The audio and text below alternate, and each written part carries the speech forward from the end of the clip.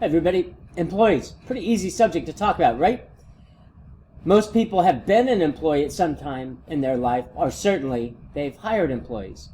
It's rare that you find a person who has worked for themselves their entire life without ever either hiring someone or contracting themselves out to work for somebody else at some point, even if they're self-employed. In fact, 90%, as we'll see, of all jobs are created for contract workers. Those who work as consultants, part-timers, have an indeterminate amount of time that they're going to be working. Contract employees, if you will.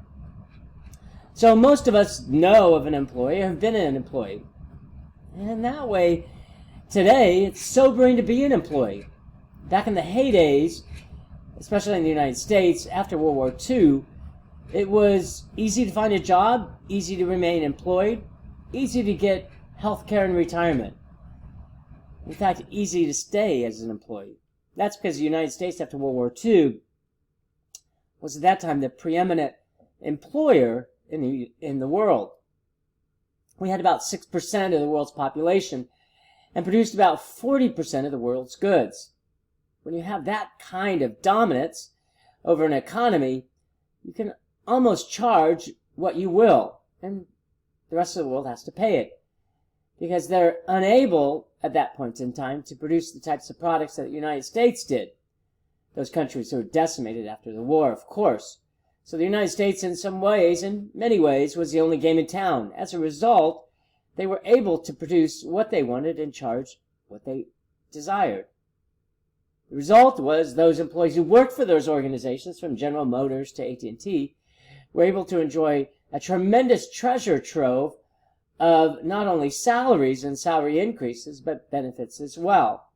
It was the heyday, as they say, of unions. Unions came in and said, we would like an increase in pay, an increase in benefits. Governments at the time said, we would like an increase in benefits for our people. That was when the great advances in the 1940s and also in the 1960s occurred, not only with welfare reforms, but also Social Security. Medicare, Medicaid, all came in because the government was flush with money, because they dominated the economic landscape throughout the world. That was not to last, of course. In the 1970s, these countries had rebuilt. As a result of rebuilding, they were able to compete with the United States.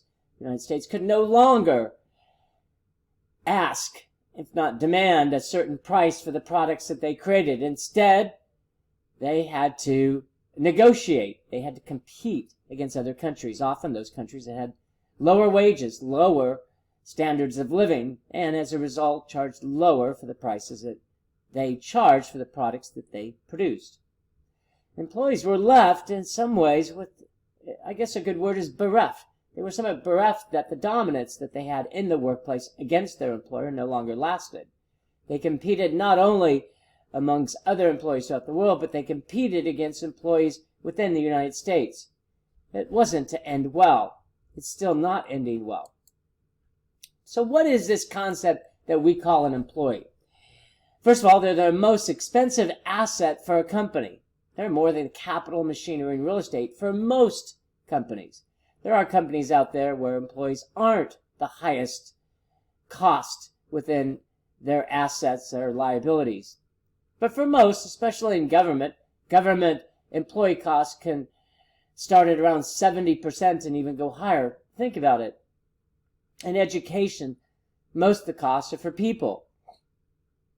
For cities and counties, it's people. It's the police, fire, it's the public works and libraries that cost a significant amount of money. So they're the most important asset. We often spend the most amount of time and effort on those employees. We look for, in some ways, the right employee, and we'll talk about what the right employee is, but in this term, we're thinking about a person who has unparalleled mind and an uncomparable work ethic. That is the competitive advantage that differentiates a good company from a great company. In fact,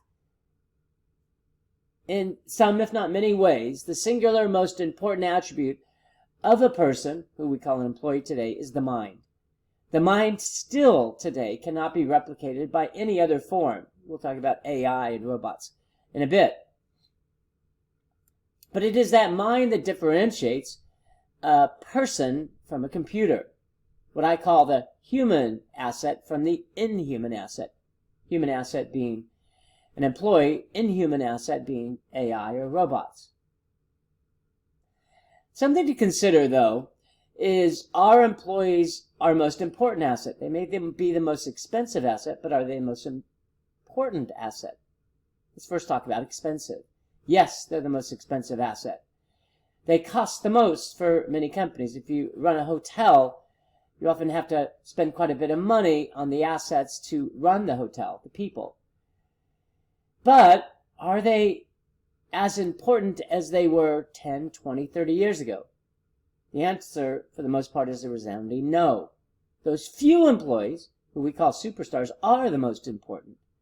But employees in general are losing some of their importance, some of their dominance within an organization. That's because so much of what employees can do can be done by something else. Not someone else, but something else. It has destabilized the very fabric and notion of what we know as employees. We, as employees, have to think of something different. We have to be something different. We have to do something different. The traditional way to make a living no longer exists to the level that it did. So while it may be the most expensive asset, it's not becoming the most important. The most important is to figure out how not to hire somebody. What can we do so we don't have to pay a person to do a job? We'd rather buy some type of machinery, some type of thought processes that is not created by a human. That really forms the central theme or thread of our discussion today. Because it's these challenging days for employees that have caused great concern within those who are trying to make a living, trying to have an adequate standard of living. Not as easy as it used to be. We're seeing that employees are just certainly replaceable, more common than maybe any time in history. If you remember, in the 1700s, about 90% of people worked on farms, a very labor-intensive job. That was good for those who could do that labor. Some people physically couldn't do it. They were excluded from the labor market. That doesn't occur today.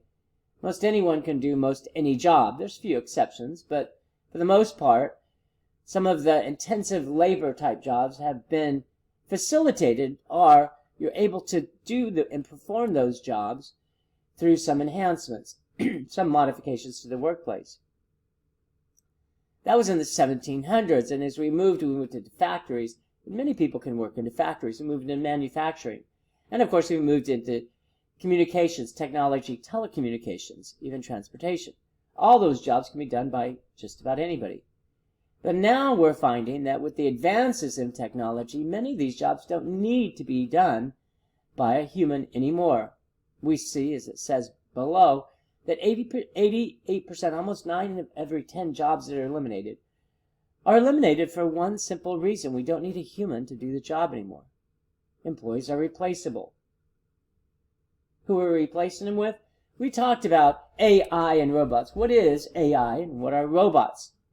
Most of us clearly understand what AI and robots are and mean, but can we actually give great ideas and examples of where jobs have been lost by AI and robots? It's a great discussion. Even in my research, you have a concept of what these words are, but to put into practice, it's much different. AI is artificial intelligence. Sounds artificial, hence the word. However, it dominates our life. Also, almost on a daily basis, we're confronted with artificial intelligence. If you pick up your phone and want to call AT&T or any other firm or corporation, you're going to get what we call voicemail jail. You're going to get a person, often a computer-generated person, who's going to ask you several questions and force you to push several buttons before you can actually talk to a human. That's meant to eliminate many of the calls that don't need a human to answer. What's our address? What's our hours of operation? That's AI, artificial intelligence. If you go online and you want to ask questions of a corporation, and you want to get information, have you ever tried to just contact an organization and get their number via the web, it's very difficult to actually get the number. Because I want to ask you, what question do you have so that we can help you better? What is the general nature of your inquiry? And then you push a button. Here it is. They give you certain options. And then once you push the button, they say, well, here's an answer. Very interesting. Very interesting because in some ways they don't want to talk to you. Whereas customer service used to be, meet with your customer, you may be able to sell them more or something different. Now, we've got to figure out a way that we don't talk to our customer. AI. Certainly, going to the bank is AI nowadays. We have a system, a computer, that aids us through how to deposit our money. Much different than it was some years ago. But companies, this is important, companies realize that they can use AI, they can use robots, and customers will still flock to their firms. There's little evidence that if a company offers more human contact with their customer as opposed to AI or robotic contact with their customers, that the person who offers the human contact is going to greatly expand their revenues, their profits. If that was true, we'd have less AI and less robots. But by virtue of using AI and robots, we're reducing the cost of a product or service. Customers like that. They like that more than having a human wait on them. More and more, we're seeing that even when you go to restaurants, the ability to talk to a waiter or a waitress or some type of wait staff is becoming less prevalent. Not just going into Taco Bell or McDonald's, but even going into some more finer restaurants. One of the things you'll see on a table is an iPad or some type of smart pad. They want you to order on there. They figured out that it's cheaper not to have somebody wait on a customer than it is to have somebody wait on a customer. Even though when you have a human, a person, wait on a customer, you have the chance to upsell or sell more products. Have you thought about something to drink? Have you thought about dessert? They've now figured out that it's cheaper to just have it on the iPad, and hopefully the customer sees it, than to have somebody actually overtly sell. And of course, you don't even pay for your meal through a wait staff. Instead, you pay through your smart pad. Who does that not benefit? The wait staff. Tips are much less. Research shows that when you have less interactions with a wait staff, then you feel less compelled to give a tip, or a tip of a certain amount. So that's the real reason that pay has risen quite slowly since the 1970s. In fact, what we see is it's barely risen since the 1970s. It's a great statistic. In terms of organizations that look at productivity, we've seen that productivity has increased over 60% over a 20-year period, actually a 40-year period. But pay only rose about 17%, a third. Where did most of the gains, where did most of the economic gains go during this period? They went to management. They went to management in the organization. Does that mean that management made more money? No, it means in some ways that the organization was able to reduce their costs because their expenses went down, their costs went down. If their costs went down, they were able to reduce the price. So customers have benefited. Maybe employees didn't benefit to that extent, but surely investors did, and also customers did as well. I mentioned that 90% of jobs today are contingent, contract, consultant, temporary, part-time. 90%. Now 40% of the U.S. workforce is what we call contingent. Tremendous figure. It's a rise of 30% just since 2005. The full-time job that we understood could pay for a certain standard of living is starting to slide from the landscape. It's no longer possible for many people to just have one full-time job that pays their bills. In fact, we see that almost 30% of people who have a full-time job have a second job. Sobering statistics, right? But they shouldn't dominate our thinking. There's ways and manners and strategies, avenues that you can follow to excel during this, in some ways, more bleak or dark period that we have as an employee. Because although we can't choose the cards that we're dealt, we can choose how to play them. Hopefully in the next couple slides, we'll give you some ideas on how best to play the cards that you're dealt. There's cards I wish I didn't have. There's cards that I wish I did have. You look at other people and you're in some ways jealous and envious of what they have, at least for a time being. But then you realize when you look at the totality of a person's life that although they have that card, they don't have these. And I'd much rather have these than theirs. Everybody makes the most of the cards that they get. Maybe we shouldn't say everybody, but everybody should make the most of the cards they get. Because at the end they realize how appreciative they are of the cards that they were granted, the cards that they were dealt. So, as we look at the cards that were dealt, let's look at it from an employee perspective. What does an employee look for in an organization? If you're an employee and you're trying to figure out where to work, where to commit your efforts, what do you look for? First and foremost, we look at what's called fair compensation. Love the word fair. You're most often going to have quite a discussion, if not a disagreement, on what's fair. What's fair to you may not be fair to me. There's a great saying that says, if life was fair, Elvis would be alive as opposed to the impersonators. Certainly, we don't want the impersonators not to be alive. That's not the point. But the point is that we'd all want to listen to Elvis Presley. He's not here anymore. And there's also a statement that says, fair only belongs in the fairgrounds. And what that means is that a fair, when we think of a fair, is when we go to the fairgrounds. Fair doesn't exist to the extent that we all would like in the workplace. I think most of us would like to be paid more, be worth more, be valued more. But when we actually think about what is fair in terms of compensation, and you have a discussion in all my years of consulting, you do realize that organizations and employees realize what is fair compensation. They may not want to say it publicly. If you're a union, you may not say it publicly. Even if you're a manager, you may not say it publicly, especially if employees aren't worth as much as they used to be. But we do have a good concept and understanding of fair.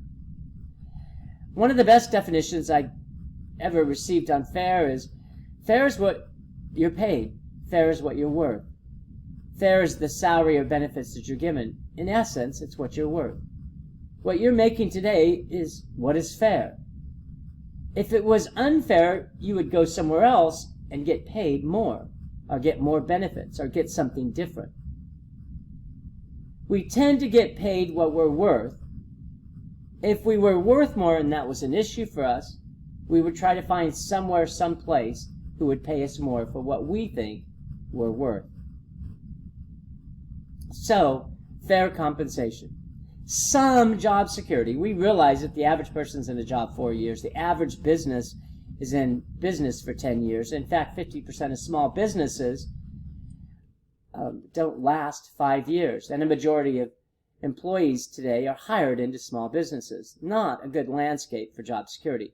But we would like some security. We would like to work for a firm that we don't feel that our job is going to be gone tomorrow. Third, employees look for a workplace that's conducive to their lifestyle, whatever that lifestyle is. Either working from home, having some work-life balance, having some friends at work, having some freedom, some autonomy. So we want a place to work that fits into the life that we want to live, that we want to lead. That means, in some ways, if not many ways, that an organization isn't a one-size-fits-all for employees. What works for one person may not work for another person, and that's okay. We all aren't destined to work in the same industry, certainly not in the same organization. We have to find an organization maybe a mile from our home as opposed to 10 miles from our home. Maybe that allows some remote work, whereas other people want to work with people. They're people. Fourth, employees look for where they can make a difference. This may not be at the forefront of a person's mind, especially our younger employees. Our younger employees who are just starting to make it. They're young in the experience realm. They're trying to save money to buy a house, start a family, maybe send some children to school. And so they're looking more for financial aspects of an organization. But as we age, we tend to want to make more of a difference. We want to leave something behind that sparks, that talks about what we have done in this world. In fact, in our younger ages, in the beginning of our lives, we're really just striving to make a living. But in our later years, we're striving to make a difference. And it's a different ambition that we have as we age. That's where, as I've said before, midlife crises arise, because we get at a certain age and we tend to look back and say, I haven't done everything that I wanted to do. I'm not as happy with the way my life has progressed as it could have. And lastly, they do look for fun and adventure. We eat chocolate because it tastes great. We go to certain restaurants because we enjoy the experience. We go to Disneyland and other places because it's fun and adventurous. And we leave feeling better about ourselves than when we first went to that amusement park or went on that vacation. We look for the same in an organization. It shouldn't just all be dreary and drudgery. It should also be fun and adventurous. The more that we can create that type of environment, the better chance we have of keeping an employee. So, when an employee looks for something in an organization, they look for fair compensation. That costs an employer. They look for some job security. It doesn't cost a thing. They look for something that's conducive to their lifestyle. Also doesn't cost a thing for an employer. Where they can make a difference, doesn't cost a thing to an employer. Making or helping employees feel valued and worthwhile is free for an organization, but it means everything to an employee. And lastly, fun and adventure doesn't cost much to an employer. Most of what an employee looks for in an organization doesn't cost any money. It costs effort, attention, care, and consideration. More than anything, an employee today that is looking for a job, more than anything, and an organization is looking in an employee, somebody who works hard, is kind, and never gives up. It's a mantra somewhat for me. I found that almost anyone you meet will be a success in their life in some form or manner if they work hard, if they're kind, and they never give up. Working hard will always take the place of a good idea that never saw its implementation in the workplace. Working hard overcomes nearly any barrier or any challenge that a person has in their life. Kindness is that one virtue that allows a person to overcome nearly any negativity in their life.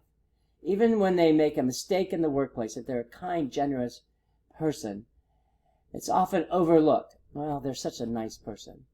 And lastly, never giving up. History is filled with stories of individuals who were turned down 1 and 2 and 3 and 5 and 1,000 times, and yet they still became a success. So both organizations and employees look for and want to be this type of person who works hard, is kind, and never gives up. And in particular, organizations look for these aspects. We've talked about a person who works hard. They want an employee who is in some ways committed to their job as well. So they work hard and they're committed. What is commitment? They're passionate about what they do. They like what they do. That's why they interview a person, not to find out only that they have these skills, but also that they have a passion for the job that they do. Because they know that even if they're paid a little bit less, even if it may not be the workplace that they like the most, if an employee is passionate about what they do, an organization knows they have a good chance of keeping that person. So they look for somebody who works hard, somebody who's committed to their job. We talked about kindness. We talked about kindness and graciousness. And not just to the supervisor, but to coworkers, customers, vendors, anybody that you come in contact with. The fourth one is one that I like quite considerably, someone who's wise and deliberate. Almost anyone that I have a chance to talk to, or any speech or consulting I do, I talk about this issue of deliberation. Be deliberate in the way you make decisions. The great saying is think before you act. It's so tough to do. People become emotional about so many aspects, and their emotions rule their mind. And when your emotions rule your mind, you don't think through, think clearly, think, yes, deliberately about what you should do. I often use some examples of pausing and reflecting before you make a decision. There's very few things in our life that requires an instantaneous answer, even when we're being interviewed. Unless you're a brain surgeon in the heart of surgery, you don't need to make decisions that quickly. I did years of consulting in organizations, management, human resources, and it's rare that in my trials and tribulations that a decision needed to be made that day, that hour, even that minute. So be wise and deliberate. You'll make better decisions. More than anything, you have more peace in the decisions that you make. You would have thought through not only the decision to be made, but the repercussions of that decision. That's going to serve you well over time. Lastly, we look for employees, organizations look for employees who are ingenious, who have a sense of ingenuity and creativity. They are different and they think differently. One of this great repercussions about diversity is you're bringing people into an organization that are just different. And we often think of different as a physical characteristics. Far from that. It's that they are different. They think differently. They are differently. They act differently. We, as an organization, want, if not demand, these types of people because that's who our customers are. In some ways, it's purely selfish that we want different people in our organization because our world is different.